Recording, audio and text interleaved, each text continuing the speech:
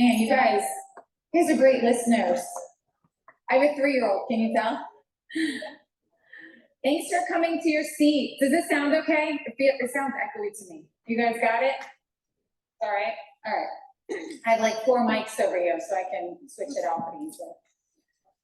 Well, welcome. My name is Hope McCutcheon. I don't have my name tag on yet, but I'll grab one. I am one of the hosts of today's event, CE2. Raise your hand if this is your first time attending CE2. Awesome. So glad to have you. We would love to hear how you heard about the event. So swing by and talk to ladies at the check-in table, or myself, or Amanda is somewhere here. Where's Amanda? There she is. Yeah, let us know how you heard about the event so we can do more of that. But this event has been going on since 2015, so we're really proud of that. We're in our 9th year.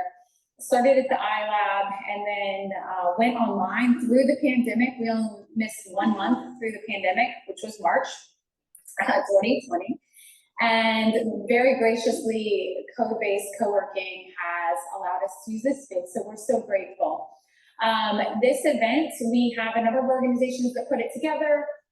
CVIC, Charlottesville Business Innovation Council, CIC, Community Investment Collaborative, the SBDC, Central Virginia Small Business Development Center, and then also the Batten Institute supports us, Watermark Design, and Codebase. So all these organizations come together to make this happen, and every month we are always the 3rd Tuesday of the month. We have 2 speakers. We have an early stage company that shares about their company, and then they have an ask for the audience. You can help them solve a barrier to growth for their advancement. And then we have a more seasoned entrepreneur that shares their crash and learn stories. So just lessons they learn the hard way on their entrepreneurial journey. And so we are going to go ahead and jump right in with our intros. We have kind of a unique early stage today, and there's going to be a group presenting. There were 2 co-founders of a program and then 2 student interns. And so Penny Stein and Ira Kaufman are the co-founders of this program. So just to tell you their backgrounds really quickly, Penny's dedicated 3 decades to developing transformative leaders, guiding their skills and development, and has been a leader of a Fortune 100 multinational company, nonprofit organization, and a startup private school in Richmond called Hunter School.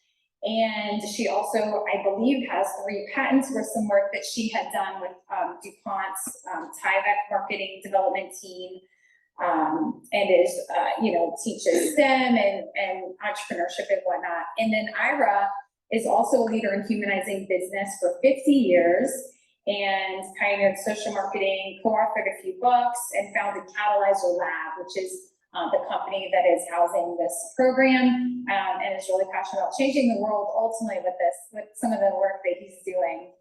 And then the high school interns are very impressive, you guys. Both of these ladies are from Albemarle High School. You can switch the thing if you want. Are from Albemarle High School, and outside of this project, they co-founded together a company called Empower Her, which leads initiatives to provide menstrual products and education to local schools to eliminate menstrual inequality and empower our community. And then they are also working here with this project, which you're going to learn more about today, called Care Lab. So with that, we will begin with Penny, Avery, and Brooke.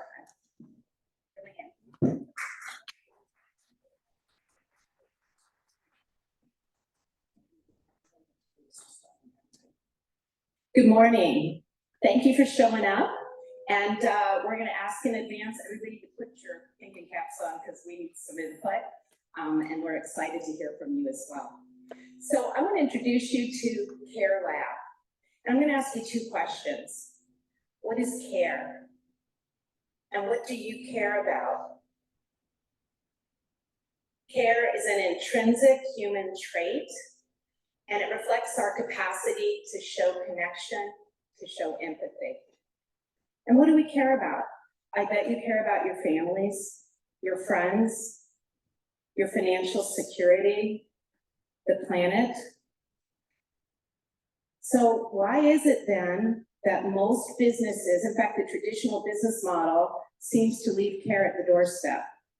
We have not been trained to build in care to what we build. And look where that has gotten us. In this world of global challenges, we need leaders and innovators who care, who know how to be empathetic leaders, to build authentic teams, who have a power skill set of leadership, human skills, technology skills. What they need are superpowers. Oops.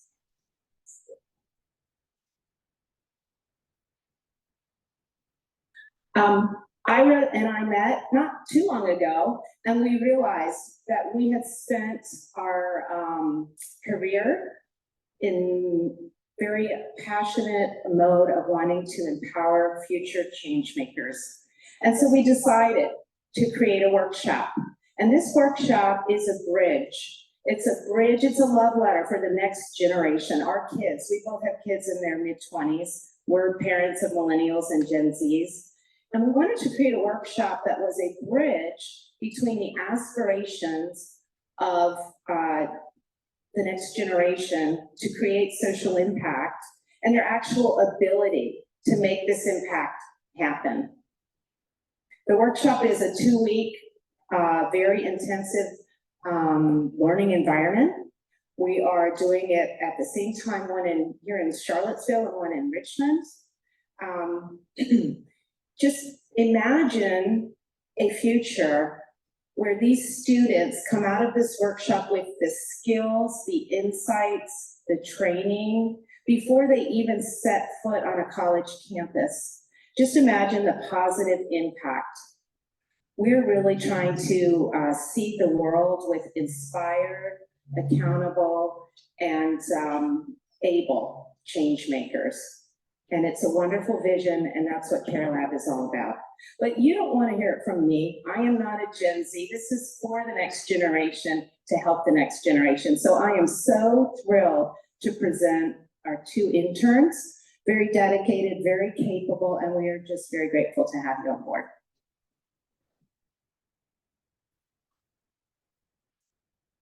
Good morning. Thank you. Yes, thank you. Okay, so Care Lab emphasizes our unique approach to guiding future leaders, this being the 7 superpowers. This is critical for professional development. As an example, our ability to engage, meaning listening to others' journey to success and taking their advice and their criticism into developing our own, in addition to building impactful ventures based on exterior advice. Another example being asking questions. We want to empower our students to unlock the unknown by asking uncomfortable questions that will lead to breakthrough to the development of our care students.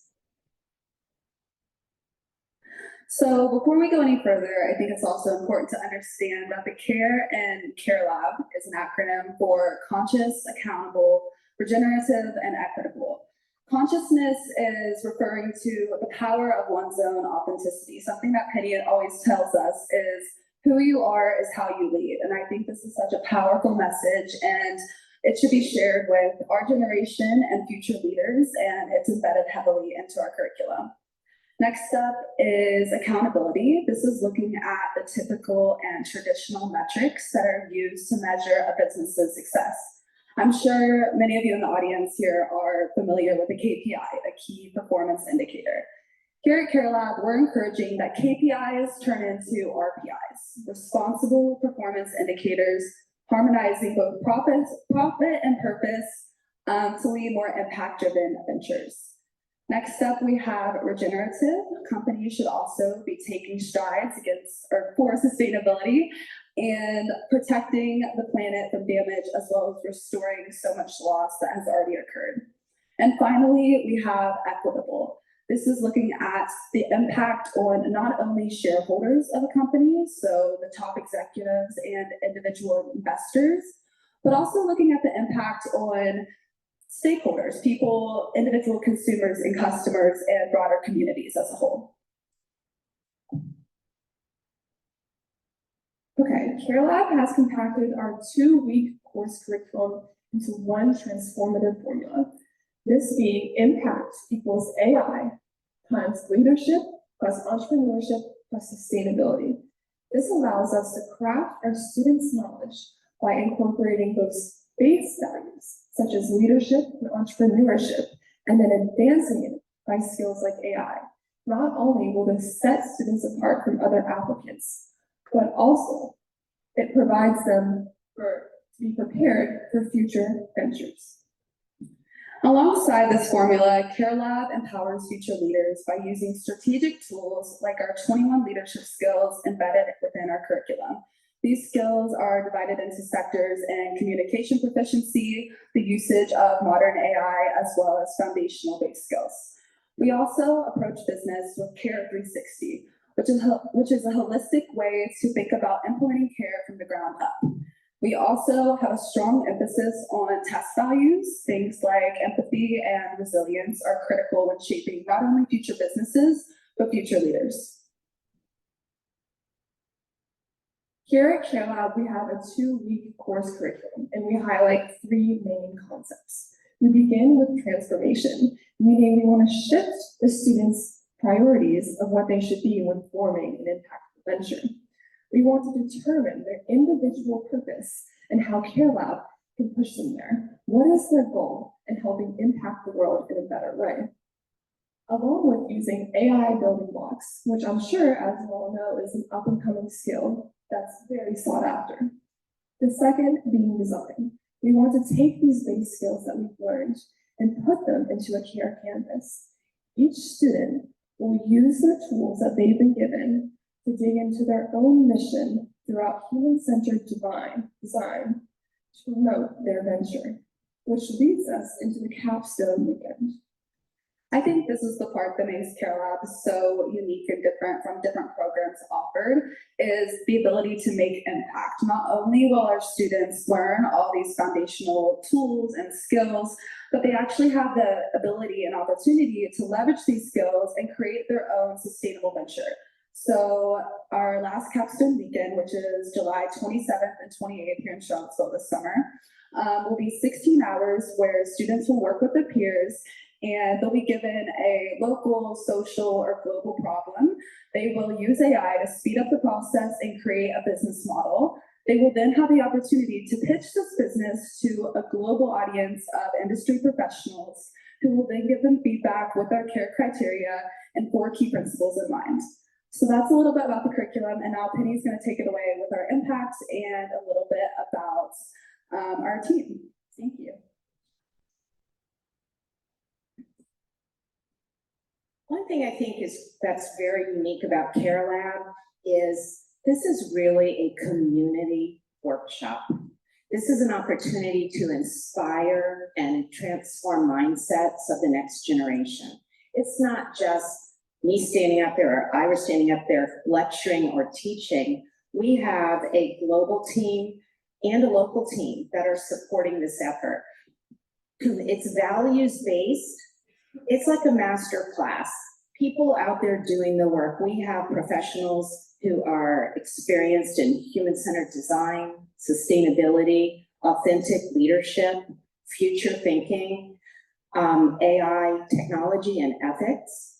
These students are going to be taught by these professionals who are doing the work, who are around the world. From Ira's extensive Catalyzer Lab, previous experience, we have a wonderful network. And I'm going to say it's been amazing the pull we are getting from the community to help with this effort and to provide leadership in our modules. So where are we now? We are, based on our about 10 years nearly of proof of concept, we are piloting our 2 workshops this summer.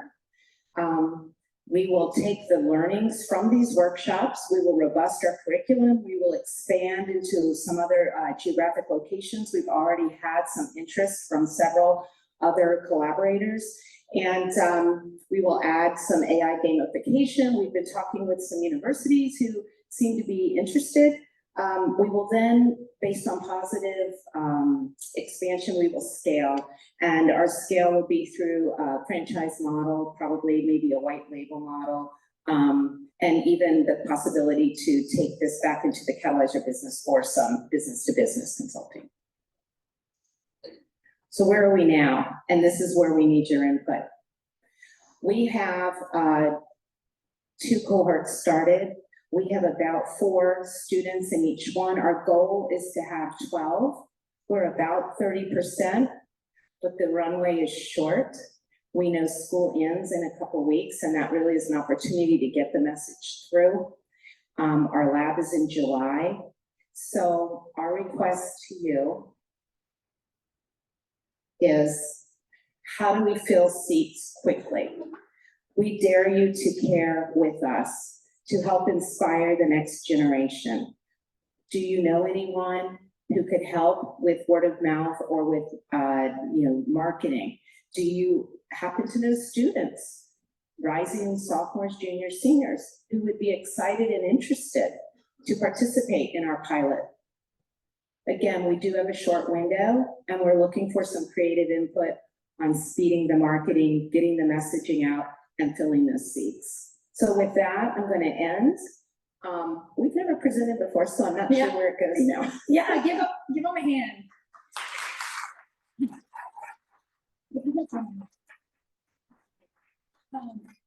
You can move more to the center.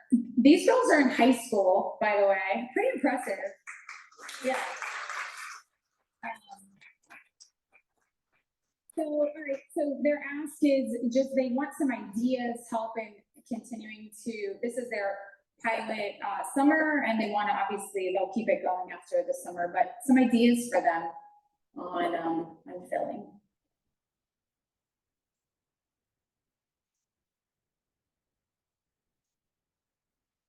And I got a mic because we're recording this, so I want you to talk to the mic. Yeah, super impressed by the both of you. My question back to you, what have you been doing in terms of marketing? And yeah, I'll start with that. I'm going to be really brief because you do need that context. I realize I don't want to fill the whole time with what we're doing because I want to hear from you guys. But in a nutshell, we have realized that going directly to students and parents makes all the difference. When we can inspire a student, they are a natural recruiter to tell their friends and want to come. But we have also been working with an industry professional, very short window though, and on a limited basis to help reach out to schools, high schools, through counselors, through teachers, through groups of community groups that would have students who might have this career trajectory or interest. Of course, our interns are hugely responsible for social media and getting the word out through social. So that's, I guess, do you have anything else to add? Yeah, and we just got up the website as well, which is a good place to send everybody to go. Our registration and all the info is on there. And then Avery and I both run the social medias, which has been successful so far. I think it's important to understand if you're targeting with your advertising and your marketing and your social media, the students or the parents, because it's a different audience, it's a different message, and certainly something we can talk about offline if you'd like to, but I think that's something you need to kind of hone in on. Especially as we go into the summer, I think the parents will play a bigger role in this.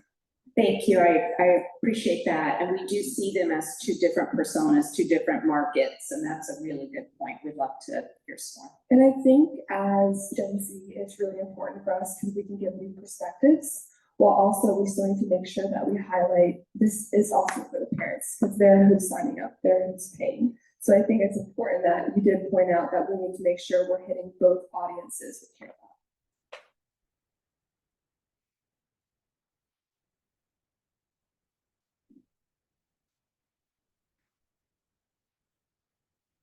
Oh, I have the mic. I have the mic. Do we have dual mics? Okay, very good.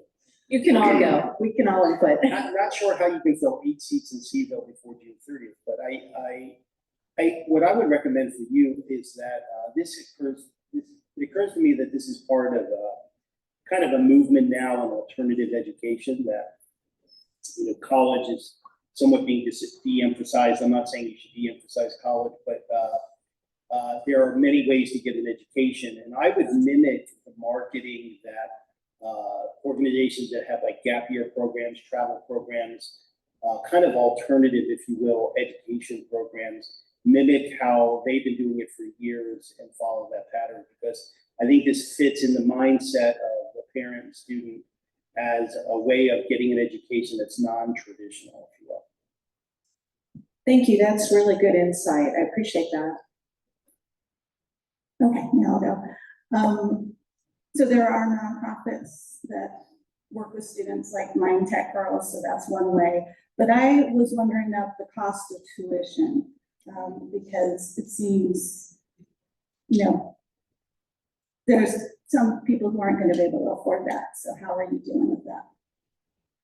Yeah, that's a very legitimate question. So when we created this workshop, we priced it per market, per competition.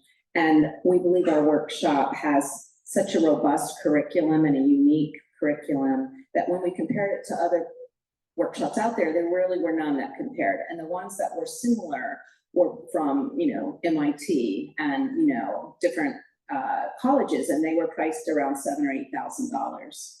So we felt that, or actually our pricing was $2,500, and we felt that that was based on the premium and based on the value, a very good price point. In order to fill our seats for this pilot with this short runway, we were very fortunate to get some donor funding. And so we reduced that pricing to $1,500. But you are right, this will not work for the average, perhaps, student or the broader net of students. And our intention as we move forward is to look into becoming a B corporation, maybe a hybrid nonprofit B corporation, and get funding so that we will be able to scholarship students who wouldn't be able to participate, because the E is equitable and we really want it to be available to a variety of students. So our full intention is to make it available to others who, could not perhaps afford it. And one thing to, Oh, you're good. I was just gonna say one thing that's been successful when justifying the pricing, kind of like you were saying, as well as marketing it in a alternative education, is emphasizing how it is a 40-hour course. Like there will be 40 hours within 2 weeks, including our 16-hour capstone weekend. And I think comparing it to like maybe a college class over the summer, it is very comparable and a lot cheaper than alternative options. And so that's something Avery and I know we've been working with Pitty and Ira, is really getting that message across that yes, it is obviously extremely expensive, but if you look at the broader options, it really is a good thing for your buck, I guess you could say. And one thing Penny had talked about too is that none of these, none of these guys that are global are being compensated. Penny and I are not being compensated. So where they are right now with their donations is basically their break even. And so what additional seats will allow them to do is start to build a savings, if you will, to be able to better fund future years. And so I think that was part of it too, because I had asked them what their break even is, and it's pretty much right where they are right now.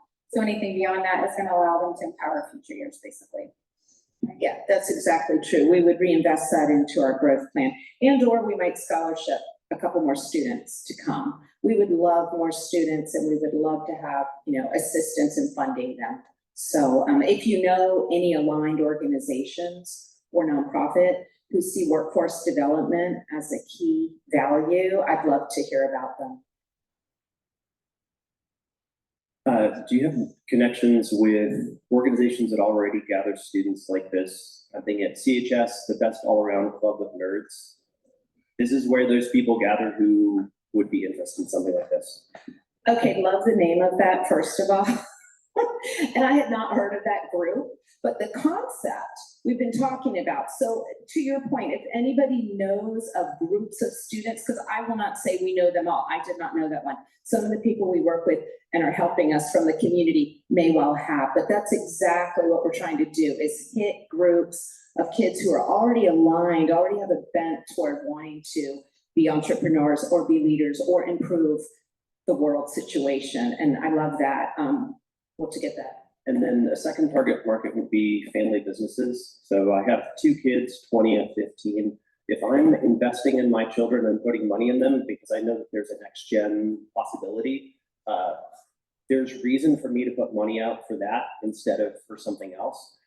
And if you can pitch it as this is developing those innovators who can take the next generation business, rather than you're taking a class for a college that will get you a degree that you don't know what it will turn into, those are the people you'll aim for. Thank you, very insightful. Appreciate that. You guys started to sort of go down this route, but it may not help with this year, but I was going to build on the idea of corporate partnerships, businesses that are aligned and emphasize those values. Because if you can, particularly when you look at rising sophomores and juniors, you might be looking at junior year going into senior year, internships in a more formal way. If you had businesses with presence in Charlottesville, Richmond, DC, et cetera, who more formally recognize or partner with Care Labs, then it's like a stepstone to internships that they might then be looking for in the following year. Great point, appreciate it. And in fact, if I could just riff off that very quickly, we have the capstone weekend, as Brooke mentioned, and we're going to be focusing on local community challenges for the social build. And what we would love to do, and this might be next year, but would love it this summer, is if there was an aligned organization who might want to sponsor a student, that student would focus on their organization's challenge.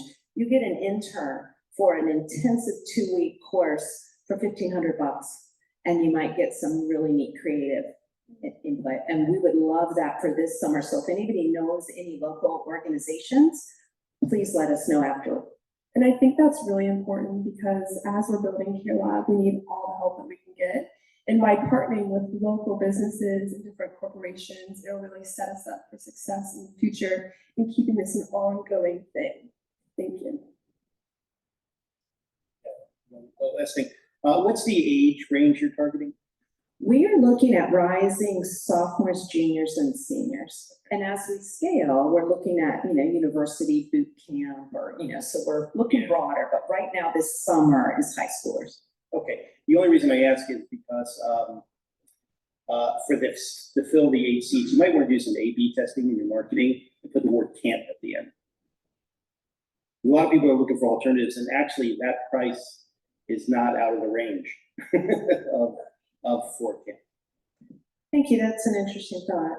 We'll have to consider that. And I think especially because so many people pay a lot of money for their kids to go to summer camps to have fun. But I think with Care Lab, you get such an essential belt of skills that's not thinking about and not given in a normal workshop. And so I think if we did add something like camp or our marketing, just changed it up a little, hey, this is a intensive 2-week workshop, but your kid comes out with all of this new knowledge and these skills that will set them up for future success. Awesome. I know there's so many more good ideas. So please note what's the best way to reach you guys? Your Gmail, that bottom, their email right there, and they're going to be around till 10, right? Yes. Yeah. Yes, So they'll be here too, kind of after. the flyers. Oh yeah, and there's also going to be flyers in the back for more information. And could I just real quick, if you could just push it out through social, our info's up here. It's, you push it out to 10 people, they push it out to 10, and who knows, it's really empowering to just share it with parents and kids. So that would be something we'd love if you would do. Thank you so much. Awesome. Thank you. Thank you. Give them a hand.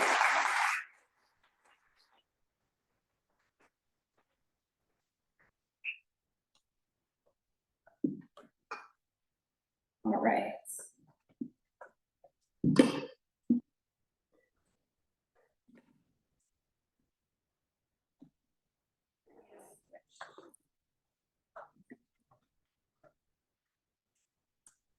All right, so next we are. Okay, That was awesome. Thank you, guys. All right, so now I want to introduce our, what's called a crash and learn, not to be confused with crash and burn. But crash and learn speaker, Bob Lloyd. A little bit about Bob. He grew up in the Richmond area and came to Charlottesville to attend UVA, both undergraduate and graduate degrees. He worked in the debt and derivative capital markets in New York, Chicago, and London after college, doing the finance space, and has been part of a management team for 2 successful venture-funded startups here in Charlottesville. At Scholar One, which was the first browser-based peer review system for scholarly publishing, he was the VP of Sales, Marketing, and Strategic Development, and was part of a successful exit there. And then from then until 2019, he was co-founder and CEO of BrightSpec, which successfully commercialized basic research from physics labs at UVA and Harvard for small molecule structure analysis. Since early 2020, aka pandemic, he started working on 2 biotech startups and is now the Chief Growth Officer of Sartography to enable business process automation, workflow automation software, and continues to provide management support services to a wide range of early stage technology intensive companies. He is also involved in the community, served on boards of Lighthouse Studios, Computers for Kids, Charlottesville High School Orchestra, and Charlottesville Community Bikes. He and his wife Rachel live here in Charlottesville, have 2 sons, and fun fact, Bob builds furniture all throughout his house that he's built. We're really excited to hear from Bob Lloyd.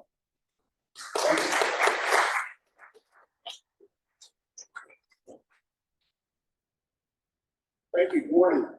Okay, so this is the crash and burn session, which I have hugely enjoyed over the past couple of years as different founders and entrepreneurs in Charlottesville sort of pour their heart out to the audience. So I'm going to try and contribute that same spirit here. Crash and learn is really how can you as an audience take something useful away from the journey that I've been down. So that's what that's what we're going to try and cover in the course of 20 minutes.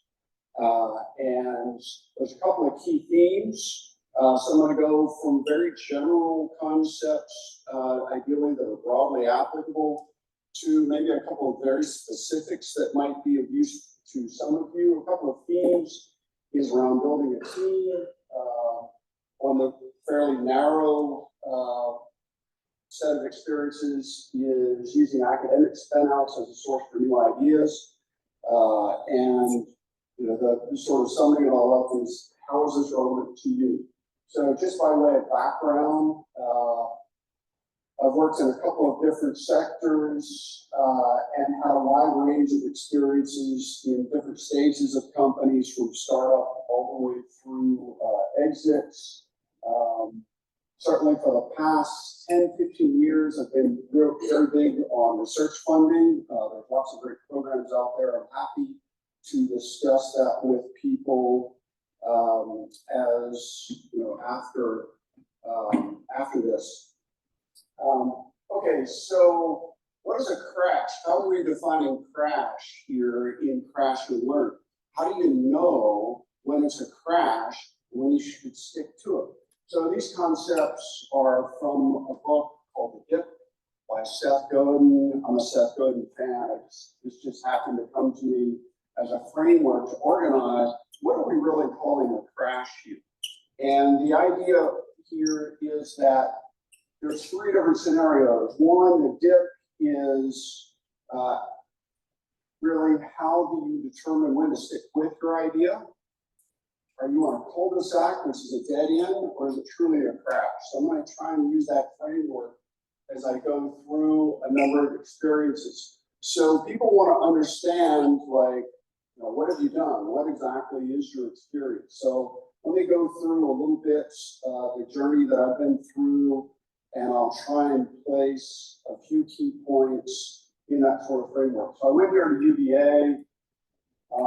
In the center there, I didn't have a crash. It was a great experience, but I was sort of confronted with, what am I going to do? And I relied on people that I knew to try and make that decision, as opposed to interviewing with like the biggest company that I could find, for example. That resulted in me working in New York. And in terms of a crash that I took away from that experience, one of the key ones was the day the Dow Jones dropped 22%, almost 23%. And one of the things that I took away from that, putting it in the crash and learn framework, is how do I stay employed in any interest rate scenario, in any economic scenario?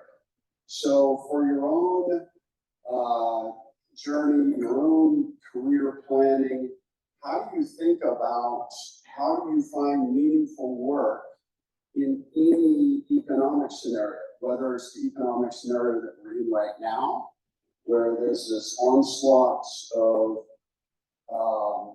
concern, consideration of AI, those kinds of things. So that became a key point for me. Early on in that first job out of college, which I'm a big fan, I'm a big believer that first job is very formative in how you view the work world. So it can be pretty important. And one of the things that I took away from that was the relationships that I built. So honestly, there were some of the best people that I have worked with at that particular firm, and one of the greatest leaders that I've ever met at that firm. And at the same time, I would parenthetically say it was not a top firm in itself. So you look at it from the outside, you say, wow, that's not a top firm. And yet my experience was there were phenomenal relationships and phenomenal people that came out of that. And an example there, just to be specific, was I worked on a sales and trading floor. And unbeknownst to me, that institutional trading floor had the largest percentage of women in positions, in senior positions of any other firm. I didn't realize that because I didn't see the other firms. I came back to that after a total of 4 years to do a dual graduate degree here at UVA. During that time, I started a company with a very close friend of mine. This is sort of a key dilemma that people sometimes get into. How do I find a co-founder? And should I build a co-founder relationship with a close personal friend? So I did that while I was in this grad school program, and the sort of crash in that experience was we did not have the right investor. He was a phenomenal guy. The guy couldn't focus. We came up with an idea, we pursued that idea, and he would come in a year later and say, if you want to do something totally different, I can't do this, we gotta focus. And I think a key thing for me was I prioritized that relationship with my close personal friend, and that friendship survived, which was honestly a triumph because it is a great way to blow up a friendship to go into business together. So you got to be really careful with that. Moving on from that, coming out of that startup that crashed, I had to get a job. I went back to what I knew, and that was working in the capital markets. And there the sort of crash, honestly, was I was working with a group of really smart people. It's one of the things I like about Wall Street and finance in general. You're working with super smart people.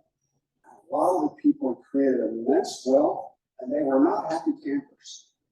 And I was like, wait a second, this doesn't make sense. This doesn't add up. So I also came to the key realization that I worked really hard. I enjoy working really hard. And so I prioritized doing that in a place that I live. And that's how I ended up here again. I moved back to Charlottesville. I worked on my second startup. That was, I could go on and on about any one of these experiences. but I think the key takeaway from that was don't be too early. This was an academic spin out. It was my first academic spin out. That's a whole topic in and of itself, and I'm happy to talk to people about that separately, what that's like and some of the challenges there.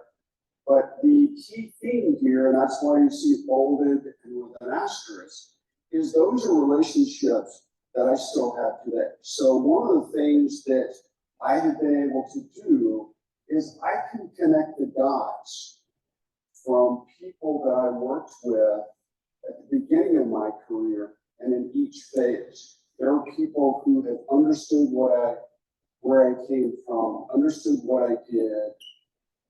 And in this particular, this second startup, my co-founder in that is still around today. My wife ran into him about 6 weeks ago to talk about the experience. And I have a number of other relationships from that as well. But that was a situation where we couldn't proceed. We were too early. We lost a key opportunity. And our first customer was acquired themselves, and that meant we didn't have a customer. And so we had to shut that down. It was difficult. It led to my third startup. I was not a co-founder. I worked for the two co-founders, but I was part of the founding management team. And I joined first as an advisor. Scholar One came out of a company here locally called Cardin Jennings Publishing. The business is going in two different directions.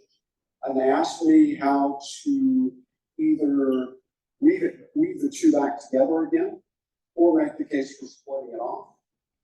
I made the case for splitting it off, and they said, "Will you come help us do it?" And that's what I wanted. And in that experience, in that advisory experience, I saw how the two business partners disagreed, how they handled uncertainty. I saw their sense of humor. I saw what they were like under duress and those kinds of things.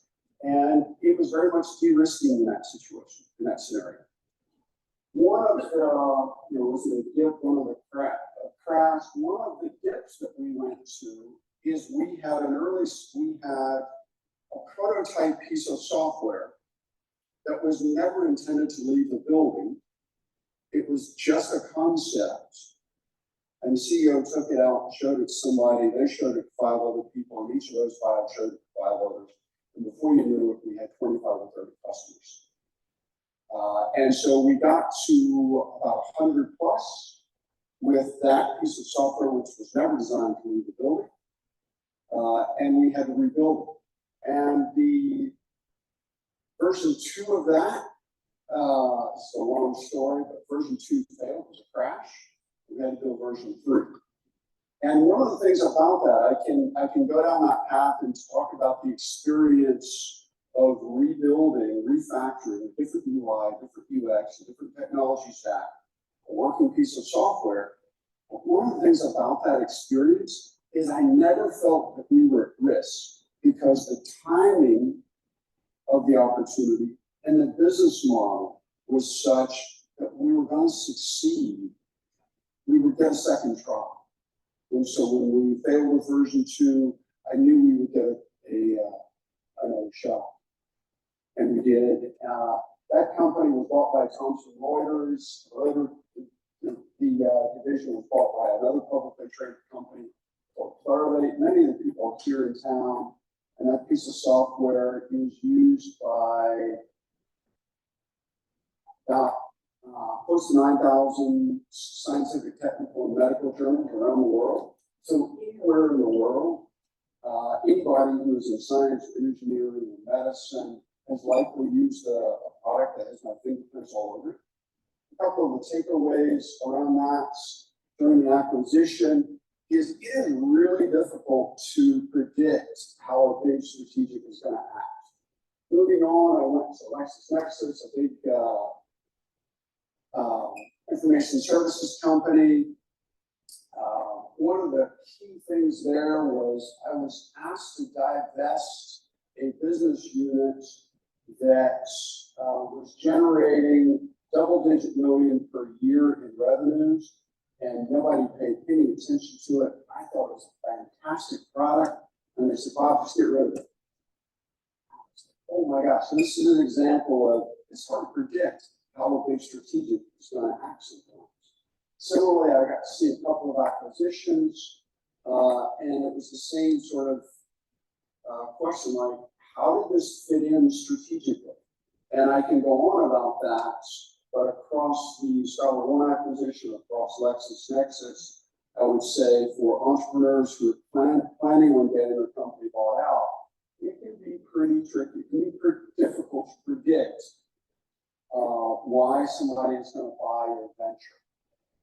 Following that, I went into my fourth startup. I was co-founder and CEO, ran the company for 10 years. I got us through the first 15 million in funding, about 5 million of that was non-dilutive funding. The company raised another 18 million 2 years ago. And that was, I think, a fantastic study in the dip. Like, how do you know whether to stop doing this or whether to keep going?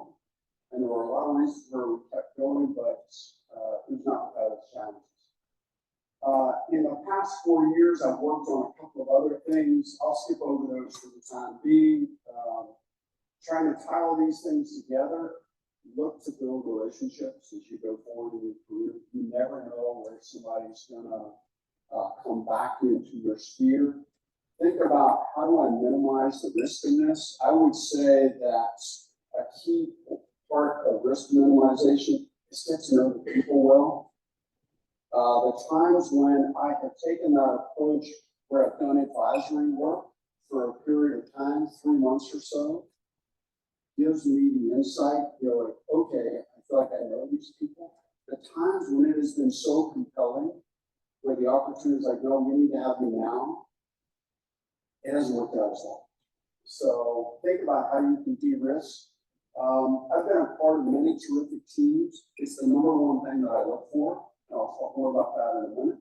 There are many different paths to spinning out university startups. That's a whole different topic, but I'll touch on that briefly. In terms of, for each of you, what you might take away from these experiences that I'm sharing, I think that you got to figure out what gives you a sense of intrinsic motivation. For me, I get a big kick out of creating new jobs. That's a key thing that drives me, and I like to make things and I like to sell them. And that's reflected in the fun fact that folks had on the end of my introduction in terms of building furniture. I started building furniture because I needed to see the results of my work right away. And when you start starting companies, you may not see, you're going to go through the dip, you may not see the results of your work for years. So let me just drill down a little bit and talk about how you build a team and how to find a co-founder. Surround yourself with the smartest people you can find and that you admire. If you're working with smart people you do not admire, there's something wrong with that, right? You're probably going to like them. That's a key thing. I think it's important to work when in hiring a team and building a team. If you can find people who have worked together successfully before, that is a good indicator. You will go much faster. At Brightstep, we hired a team of 4 physical chemists who had worked together. 3 came out of the same lab, and the 4 had worked together for 4 or 5 years. So on the very first day that we started work together, they had a shared conceptual vocabulary. They know what needed to be done. They knew who was strongest at what, and they were able to make rapid progress. By contrast, if you bring together a group of high-power individuals, it's going to take you at least a year to figure out if they can work together and how to work together. So building a team is one of the biggest risks because teams blow up. I would say challenge your communication skills to stay connected, to your co-founder. That's a whole different topic in and of itself. Make your relationship last, keep rolling on. In terms of academic spin-outs, it's the PhDs and postdocs that make it work. Okay, I could anchor that point with a number of other academic spin-outs that I've worked on. And I could go on and on about that. I'm a huge fan of this program called the I-Core program. You can Google it, you can look up the Steve Blank model, which the National Science Foundation got Steve Blank to design a startup model. All of those materials are online. I-Core is a great way to suss out a team and a potential company. There's lots of good non-dilutive funding out there. Academic networks can be key for your go-to-market plan because you can sell to a handful to other academic labs who will be like, okay, I'll buy yours so I can accelerate my research. Those are easy, understanding customers. It doesn't need to be perfect. If it speeds them up, they're good with it. And you want to look for big, diverse customers and an M&A system. Somebody says, okay, we're going to start a company that's going to be bought by IBM. IBM's one of the big guys. They may not care. They don't care until it has at least 10 million, a big company, a Thermo Fisher, a Brooke, scientific instrumentation. They don't care unless it's 100 million, 500 million in revenues. So what matters to you? What motivates you? Understand the ecosystem that you're in. I'm a huge fan of workflow. That has brought me to my current role at a company called Sartography. Workflow is just being able to diagram all the steps in a process, whether it's an organization, whether it's a sale, whether it's fulfilling a sale, be able to diagram that out. And change management is about changes in the process. One of the things that is most difficult to do is bring change to an organization.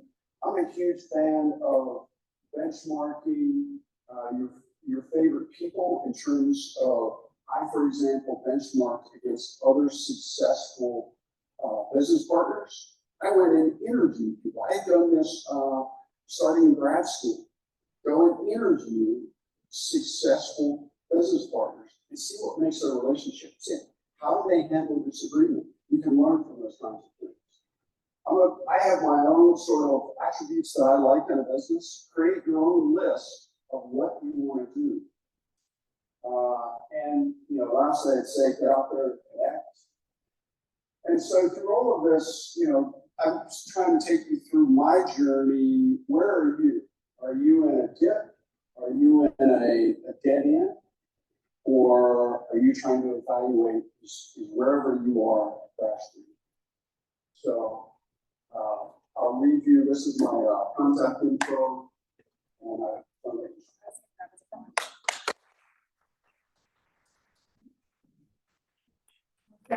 Thank you so much, Bob. I appreciate that. So we open up to Q&A now. So what questions do you have for Bob? Thank you. Thank you for talking through all those experiences. I'm an early stage startup founder myself, working to use artificial intelligence in part to automate workflows in rental management. So I have a really specific workflow question for you. We're working right now to take our systems from answering basic call and response questions, right, for rental managers from their tenants or guests, and trying to get it to the point where it can actually execute workflows on behalf of those rental managers, whether that's troubleshooting maintenance requests, calling a vendor, getting your housekeeping in, et cetera. One thing we're trying to balance is levels of abstraction. So I can break down the workflow to its tiniest, granular element, but obviously showing that to a rental manager doesn't necessarily make their job easier because you're showing them a million steps that currently they're doing with their phone, their cell phone, maybe an Excel spreadsheet. How do you balance layers of abstraction in creating workflows, and what units do you look at when creating those workflows as kind of those key nodes or elements? let's see, how do I answer that? So, let me just start with, are you familiar with the company in Richmond doing something somewhat similar? Yeah. Yes. Okay, so, so that's one thing. The most challenging thing in tracking a workflow is when you sit and ask what the person, your client, you're trying to satisfy, they don't actually know the workflow. They know they're part of it, but then they send it off and they have no idea what happens over there. And you need to understand everything. So recognizing that as a key risk is a good starting point.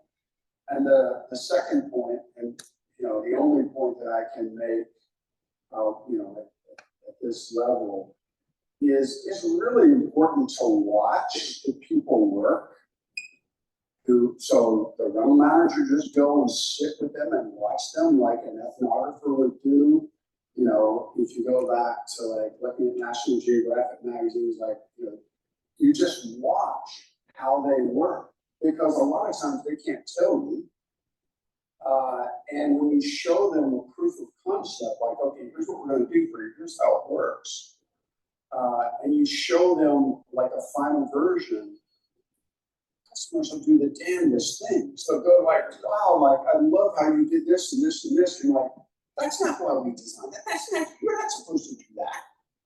And there are other things that you design for them that they just totally don't get. So watching them is the only, and it's really like 100, watching 100 people go through those steps helps you put in their language your levels of abstraction.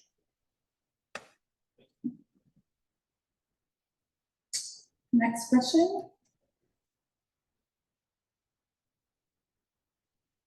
Bob, you had said to know when you're too early. How do you know if you might be too early?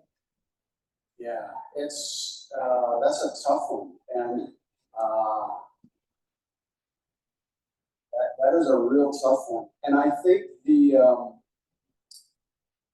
gauge that I have seen in the really early stage stuff is you see a demand from academic collaborators or academic customers. That's one answer. You want people who are at the earliest visionary stage of adopting something. That's the first answer. And then the second answer, I think, is this doesn't necessarily tell you if you're too early or not, but I have found that there are maybe 1 or 2 in 100 customers, large, meaningful customers, who will pull you in valuable direction. And you almost pay them for them to be your customer. And those are people who have taken risks before and been successful there before they have the confidence to say, I will be first in doing what you are doing. And that's a key part of my role, is finding that 1 or 2 in 100 people. And so how do you know that whether you're too early or not? I think you have to have in-depth conversations, face-to-face with a good 200 sort of people. So a sample size of 10 or 15 or 20 is not even close.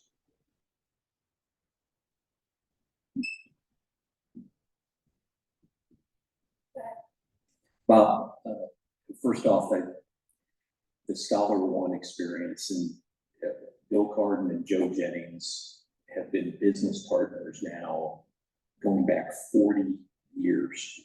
I mean, you talked about relationships at length here. I've never personally witnessed anything else like that, and they still are friends and neighbors, and it's one of a kind. But your importance on relationships, did you get into some of these where you found that the other people involved simply didn't want the relationship? I mean, you place a high value on it. I certainly understand why, but Well, in that particular situation where there's two co-founders, and I was not a co-founder, that can be a very difficult situation to work in. It worked for me. I don't know that I would try and repeat that. So. Yeah, I know, I'm struck by the fact, I'm not talking about Bill and Joe, I'm talking about the other ones, yeah, where, wow, the relationship piece didn't come together in some of those Oh, things. yeah, well, that's bad. That's why you want to evaluate things first. That's why you want to take a good 6, 8, or 12 weeks, right? And that is very difficult to do in the interview process. And I have up close and personal seen those partners who do not care for each other. And that is, that's a move on. Get out of that situation. Bob, you mentioned an incident where one of the co-founders was shopping technology before you thought it was ready, showing a prototype outside. From that experience, would you actually encourage that more because he generated the audience for the business? Oh, yes, I totally like that. And a key to the success there was an absolutely phenomenal software developer who created that concept and allowed it to scale. But absolutely, yes. Anytime you can get to a concept that you can show and get an order on, then go and build it. Yes. All right, we have time for one more, maybe, Becca.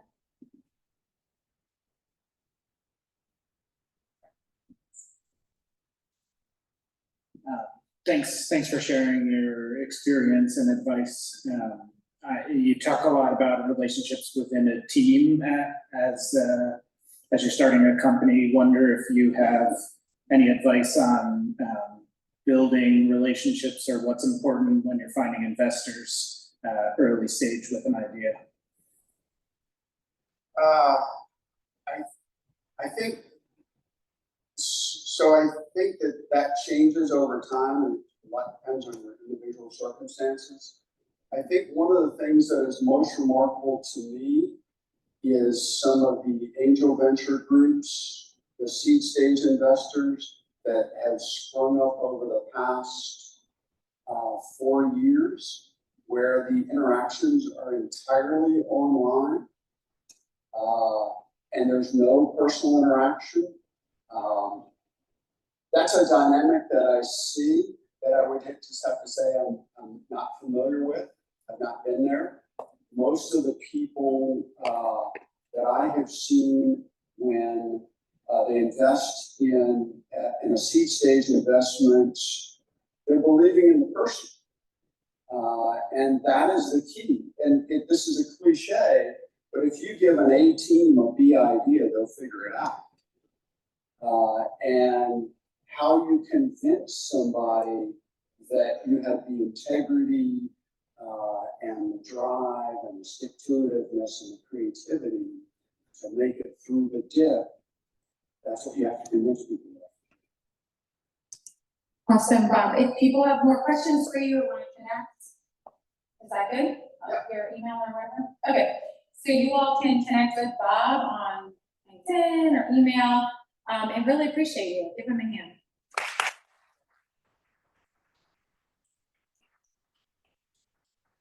Thank you. All right, so as we wrap up, we again, thank both of our speakers. We appreciate you all coming in, and we end with announcements. So basically you can announce if your company is hiring or if there's an event that you'd like the room to know about.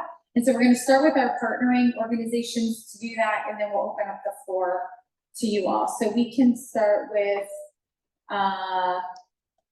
Ariel, SBDC. Is Amanda here somewhere? Amanda, are you going to do Civic? And then, so we'll start with SBDC.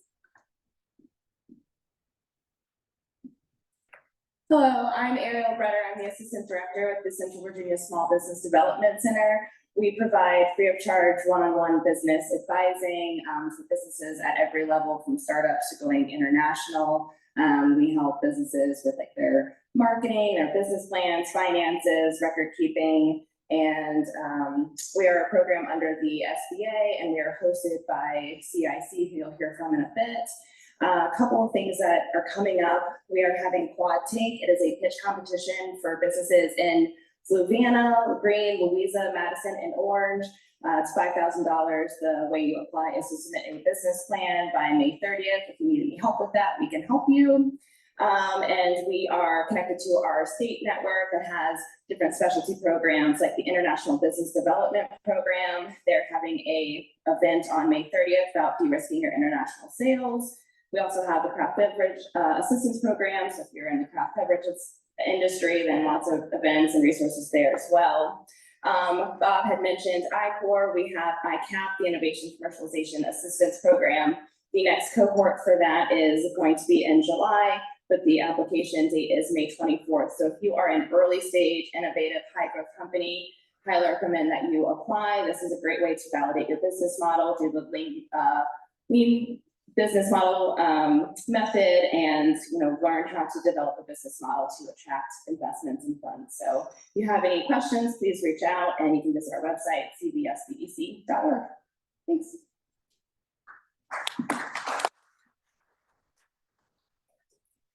I'm Amanda Laskowski with the Charlotte School Business Innovation Council, and I am currently acting as the Deputy Director, but I actually have a transition coming up, and next month I will be acting in a volunteer role as the Chair of the Events Committee. We are spinning up a lot more events this year, so I just want to put a plug in for that. If you are a subject matter expert, or if you're someone who's interested in helping us produce special topic tech talks, please talk to me after this. Our next topic will probably be AI, and then we're also looking for more topic ideas or volunteers to help us produce that. Next week on Thursday, May 30th is our gala. So if you haven't gotten tickets yet, please do and join us to celebrate, advocate, and educate about tech, innovation, entrepreneurship in our region. Lastly, I will put in a plug for our second Tuesday's Tech on Tap. We already had one for May, but look ahead to next month. Those are free events to attend, just like this one is today. And we have in October a flagship event called the Charlotte School Innovation Forum coming up. And the topic for that event will be, what is the intersection between innovation in the built environment and also sustainability, green tech and affordability as well. So if you're interested in exhibiting, or you have a tie-in to development, whether it's business, residential, or green tech, green energy, clean energy, come talk to me about that as well. I'll hand it off to I hand it off to Hannah at CSC. We're all just use my own mic, because apparently we have an abundance. I'm Hannah Deal. I'm Operations Coordinator at Community Investment Collaborative. We are a nonprofit that helps small businesses and entrepreneurs. We do that primarily through financing, mentoring, and education. So one of our main offerings is an entrepreneur workshop. It's 16 weeks. It happens twice per year, and applications just opened a couple weeks ago for the fall cohort. So if you are interested in that, or you know someone who might be interested, you can find more information on our website, cicville.org. You can also apply there. You can email me with any questions. I do have business cards in the back as well. Aside from that, I have a few announcements. Some of you may remember Shira Goldine, who usually does the SBDC announcements up here. She is no longer with the SBDC, so sadly, you have seen the last of her in this vicinity. She is still in Charlottesville. And on that note, I am leaving CIC soon, so this will be my second to last time here. A lot of you have been here pretty much the exact same every time like I have. I've been here for 2.5 years now. So I will miss seeing all of you. But yeah, we'll have a new person coming in. We are checking for the ability to make mediocre jokes and somebody who is fluent in sarcasm. So hopefully they'll try to keep the announcements somewhat entertaining. And shameless self-plug, if anyone has any connections in the LA area or to small business organizations, banks, CDFIs that do remote work, let me know. I'll be in the back afterwards. Other than that, feel free to come back, ask any questions about our organization, and I'll be happy to help. Awesome. So, are you guys hiring then, CIC? Always, okay. So they're hiring to fill Hannah's in Indiana, to the other coast. If your company is hiring or you have an event you'd like to promote, feel free to stand up. If you're close enough to give you the mic, I will, otherwise just project who's hiring.